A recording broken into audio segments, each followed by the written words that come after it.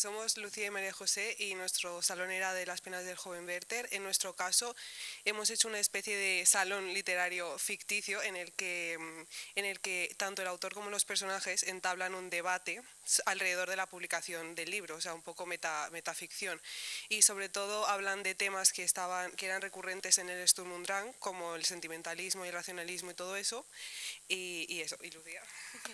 Bueno, y más o menos el vídeo consiste en que hemos creado una especie de pintura, un cuadro, un dibujo que representa a los personajes y autor y demás teniendo este debate, ¿no? Entonces el vídeo es un poco el proceso de creación del dibujo, a cámara rápida, obviamente, mientras los personajes debaten y podéis oír el diálogo. Y pues, bueno, eso.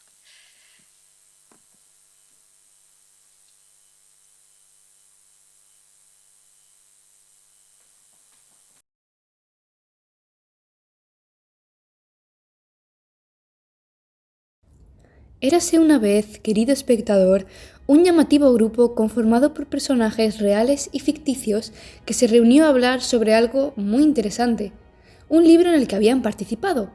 Rondaba el siglo XVIII, y el libro en el que aparecían todos se había convertido en un verdadero éxito, haciendo que los personajes y el autor obtuvieran gran fama y renombre. La historia se titulaba Las penas del joven Beata y trataba sobre el amor no correspondido y el peligro de dejarse dominar por las emociones.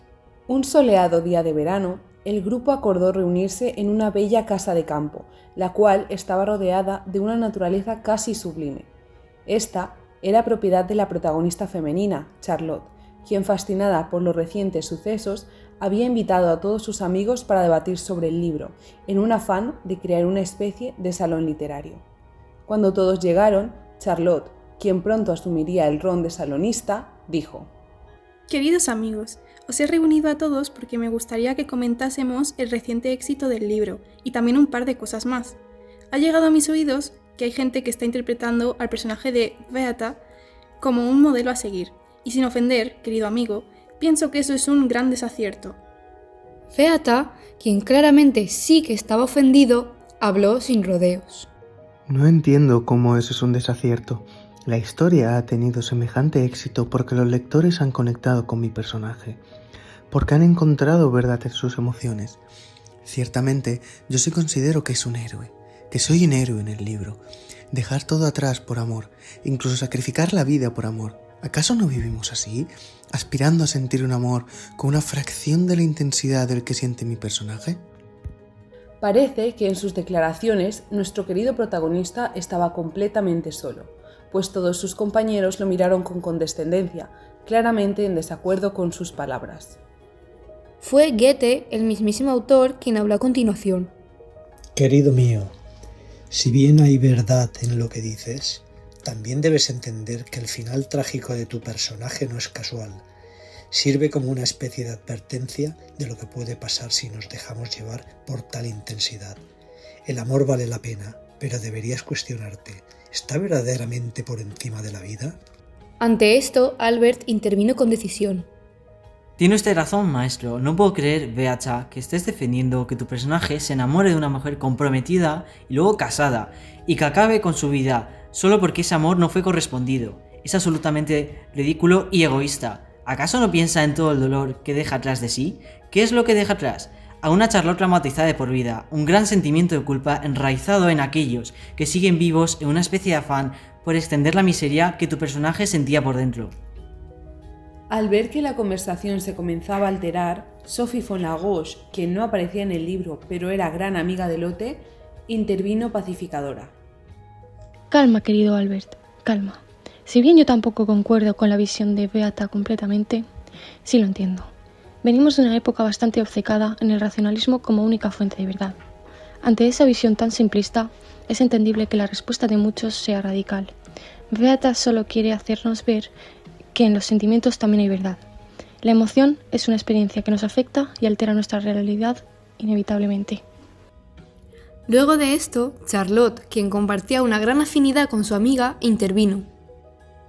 Te entiendo perfectamente, mi querida amiga. En mi opinión, el ideal sería alcanzar un estado de equilibrio máximo, en el que permitamos que nuestras emociones nos inspiren y cambien sin llegar a que gobiernen nuestra vida. En ese equilibrio se halla la verdadera virtud. Por otra parte, siendo honesta, diría que los sentimientos que Beata retrata en el libro no representan amor. El buen amor no destruye ni tortura, sino que engrandece e impulsa la virtud. Es amable y estable, como el matrimonio de mi personaje con Albert en el libro. Ante esto, Goethe le respondió asintiendo con la cabeza. En efecto, mi querida Charlotte, de alguna forma se podría decir que lo que ocurre en el libro no es tanto un enamoramiento, sino una especie de obsesión, un sentimiento abrumador que imita de forma retorcida la grandeza incontrolable de la naturaleza, algo que pretende alcanzar lo sublime. ¿No es acaso la erupción de un volcán sublime, hermosa de presenciar y aterradora de vivir? Pienso que cuando el ser humano intenta imitar esa grandeza inexplicable que solo existe en la naturaleza, acaba destruido, al igual que Werther. Él veía su amor como un fenómeno incontrolable y grandioso. Como veía las tormentas del cielo, se regocijó en la inmensidad de ese amor imposible y en el dolor que nacía de él. Al igual que la tormenta, acabó destruido en el libro. Como bien dice mi querida Charlotte, Werther no es un modelo ni un héroe, solo es la tragedia de alguien que no supo controlar la vastedad de sus sentimientos. Beata, que había estado callado y pensativo largo rato, por fin intervino en la conversación. Puede que esa no haya sido su intención, mi querido autor. Sin embargo, para muchos lectores su mensaje no ha quedado claro. ¿Acaso no ha oído hablar del efecto Beata? ¿Cómo puede explicar que haya tanta gente que no entienda la obra de la misma forma que usted lo hace? ¿Cómo puede explicar que haya tantos que aspiren a convertirse en Beata, a sentir y sufrir como él, a vestir como y morir como él? Es simple, mi querido amigo. El rol del autor termina cuando termina de escribir su obra. A partir de allí, esta misma se convierte en un ente con vida propia, cuya identidad se altera bajo la visión de cada uno de sus lectores. Muchos de quienes sienten admiración por Werther son jóvenes ilusos, que tienen en sus manos emociones que todavía no saben dominar, y un gran deseo de que el mundo los vea y los comprenda. En Werther vieron un espejo en sí mismos y, erróneamente, concluyeron que su final era el final que les había de aguardar a todos. Yo tan solo escribí la historia que quería escribir, sin embargo, sí lamento que muchos sufrieran semejante final. Y maestro, ¿qué piensan sus amigos escritores sobre su obra? Dijo Albert con curiosidad. Bueno, a Schiller le gustó bastante. Muchos de mis contemporáneos admiran que me inspire en los cantos de Ossian.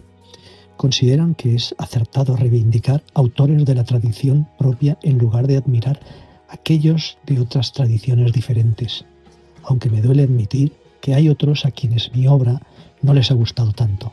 Lessing, por ejemplo, critica el extremo sentimentalismo que contiene. Sophie von La Roche intervino con curiosidad. Maestro, ¿podría decirse que algún suceso de la vida real ha inspirado su obra? Ante esta pregunta, Goethe dudó, pero finalmente respondió. Buena observación, querida Sophie. Es cierto, el arte imita a la vida. Esta obra es de alguna forma producto de una amalgama de vivencias propias y ajenas. Hace un par de años yo mismo experimenté un enamoramiento similar al de Werther, un amor imposible del cual decidí alejarme antes de que fuera tarde. Por otra parte, hace tiempo que conocí a un hombre que, a pesar de haber atravesado una situación similar a la mía, sufrió un final igual de trágico que el de Werther en el libro. En toda obra ficción, la realidad se entremezcla inevitablemente de alguna forma. Y así, el grupo continuó hablando por horas, sin llegar a un acuerdo común, pero disfrutando de la compañía y el buen debate. Declararon que estaban orgullosos del éxito que había tenido el libro, y todos esperaban con ilusión que la historia se continuara leyendo por mucho tiempo.